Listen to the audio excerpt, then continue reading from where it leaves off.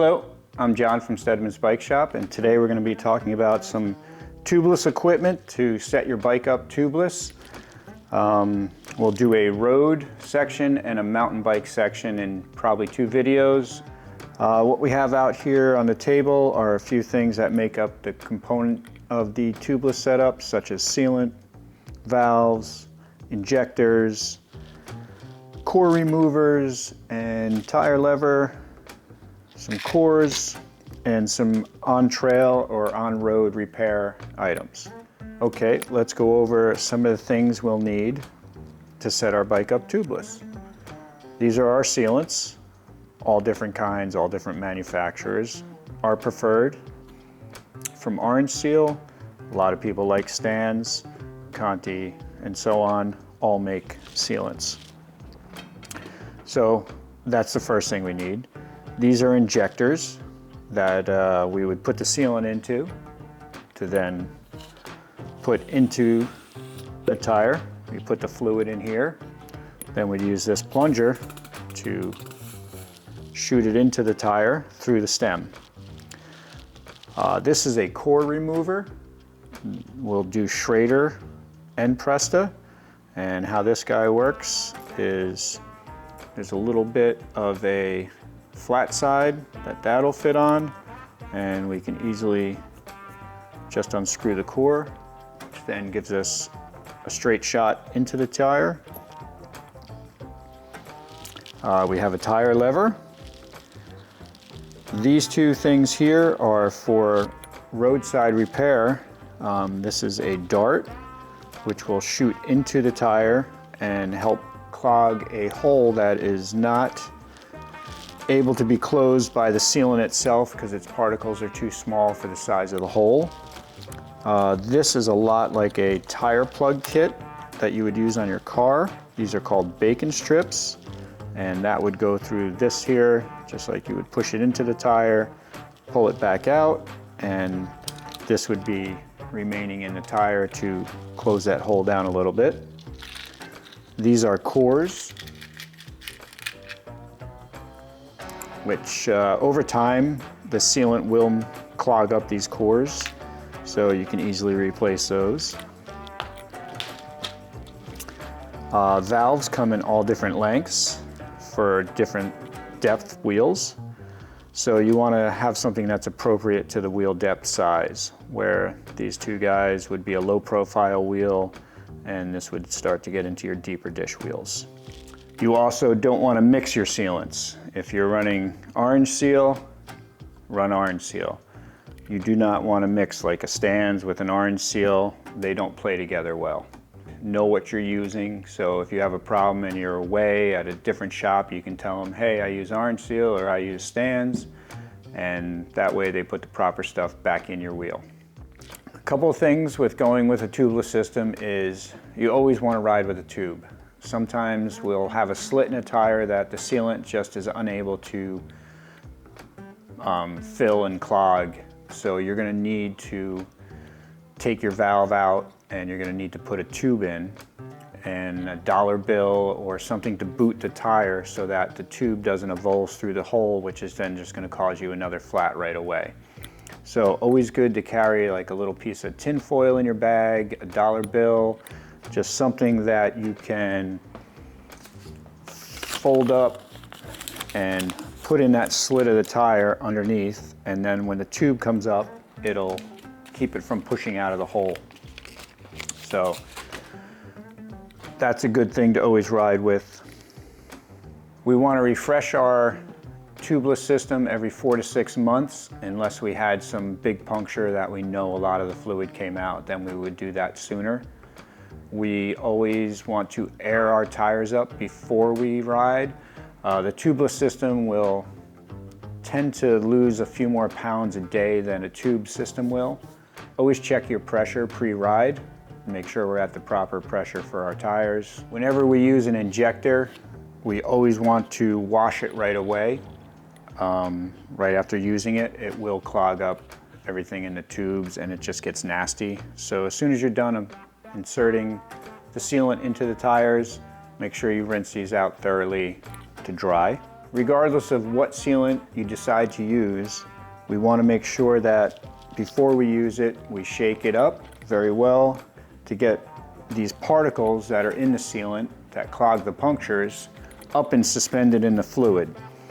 You can see like the bottom of this guy is pretty white, so we would just shake this up for a while until all that's suspended into the system, and then we can put it into the wheel, because if you're not putting the particle into the wheel, you're not going to have something that is going to clog the puncture when you get it.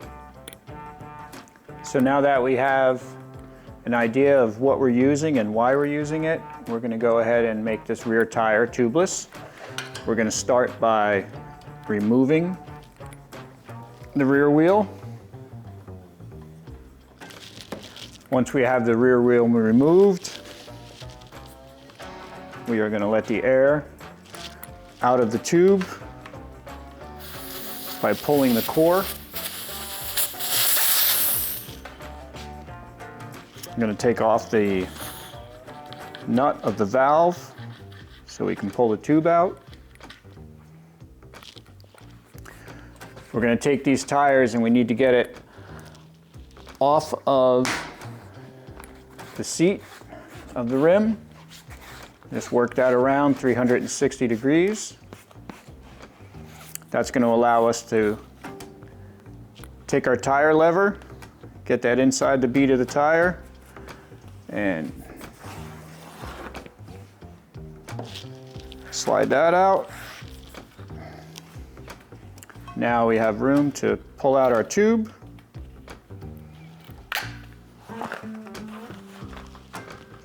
Then you can just reinstall the core in this tube, fold it up, and use this in your saddlebag or your jersey as your spare tube when you ride. Okay, so our next step will be to determine what valve length and profile we would like to use. So we can see that our rim has a profile, and we can see that the valves have different profiles on their sealing area. This one's tapered, this one has a little closer rim profile to this revolve wheel. The second thing we want to look at is the length of the stem. If we install this, we can see that this is a little bit too long to use, just because there's so much sticking out that by putting a pump on and off this, you're going to create a lot of wiggle over time, and you're probably going to wind up snapping this valve. So probably something a little more appropriate would be this profile that matches the rim a little better. We're going to insert that from the top down. We're going to make sure that those side cutouts are nestled in there. We're going to push on the back of the valve, and there are little nuts that just screw onto this. We want to make sure that we're not using pliers when we tighten this down. You're on the road or the woods and you have a big slash in here that the sealant can't patch. You're going to want to be able to remove this, and if you put this with pliers, you don't have pliers with you to take it off in the field, you're going to be stuck. So make sure you put this on hand tight so you can take it back off.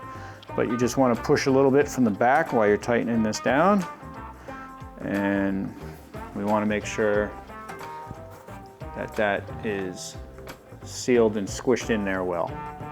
I usually pull the core out at this point.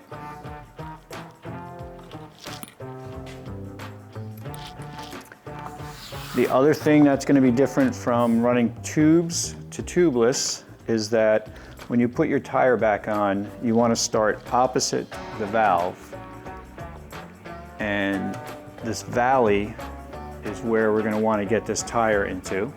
So we're going to start there. We're going to work the tire around. We don't want to use tire levers because that can cut that tape and the sealant will wind up leaking through there and causing you leaks. So as we get this up to the top, we make sure we're down in that valley, and we're just going to push this guy up and on.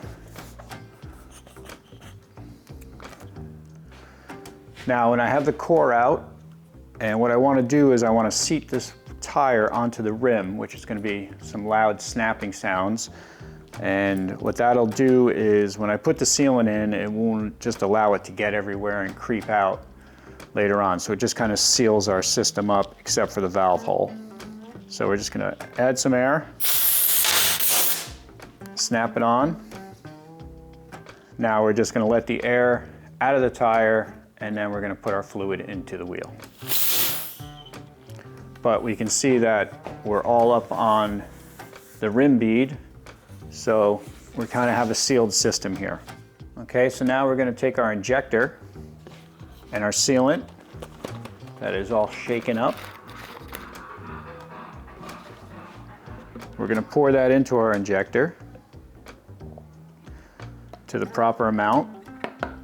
For a road tire, 28, we're probably looking at 2.5 ounces.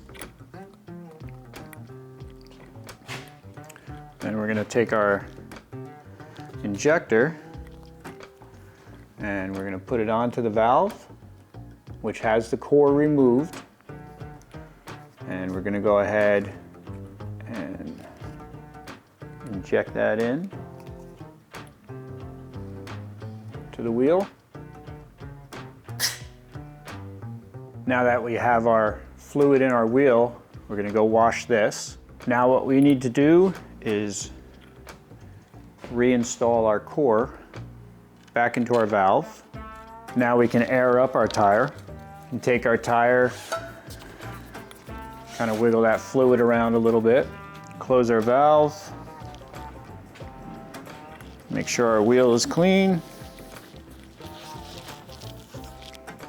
and we can go ahead and reinstall this back in the bike. When we put air in our tires, we want to make sure we're above the horizon of, say, 3 o'clock to 9 o'clock. Anywhere in there is fine. We don't want to have it down at 6 o'clock or the ground, because when we pull our pump head off, the air is going to create a low pressure system and the fluid's going to want to go in there and it's going to clog the valve and the core. Conversely, if we have a leak and we can see where it's leaking and it's seeping out sealant, we want to put that down at 6 o'clock so all the sealant is sitting there. Most of the times when you're riding, you won't notice that you had a puncture. It'll seal itself right up. If you have something bigger, you're going to want to stop, put that down at 6 o'clock, maybe rub it in the dirt, and then before you start riding, re-air your tire if you've lost a fair amount of pressure so you're at the proper pressure, and then just ride home. On occasion, we will get a slice in a tire that the sealant is unable to fill or stop the leak. So you want to put in a boot into the tire. That's when we're going to want to remove the valve and put a tube in. But we also don't want to have the tube just punch through the tire where that slit is. You're going to want to put a boot in there, like a dollar bill, tin foil, maybe a snack wrapper, something in there just to keep that tube from trying to avulse out of the tire, because that will go flat on you right away when you're riding your bike. We want to replenish our sealant every 4 to 6 months, unless we had something on the road that we know we lost a lot of sealant in the incident of it leaking.